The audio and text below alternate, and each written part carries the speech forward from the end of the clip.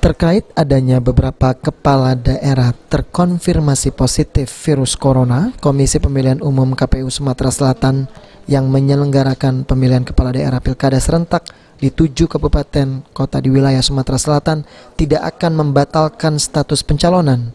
Berdasarkan keterangan Ketua KPU Sumsel, bakal calon yang positif tetap bisa mengikuti tahapan pilkada seperti pengundian nomor urut dan kampanye.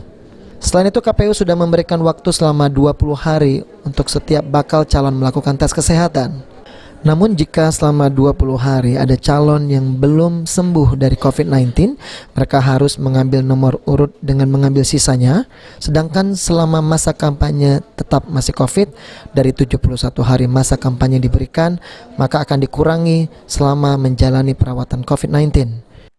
Maka akan ditunggu sampai swab berikutnya dengan hasil negatif. Nomor urut yang dilakukan pada tanggal 24, sehingga mereka setelah dilakukan penetapan pasangan calon, maka tinggal mengambil nomor urut sisa dari hasil pengundian nomor urut yang sudah dilakukan.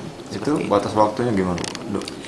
Batas waktunya itu kalau di PKPU 10 itu 20 hari, paling lama 20 hari setelah hasil negatif. Dari data KPU, jumlah kepala daerah yang positif saat ini 1 bakal calon Muratara dan 1 bakal calon dari Pali yang saat ini masih menjalani isolasi mandiri. Abidin Riwan, Topal TV.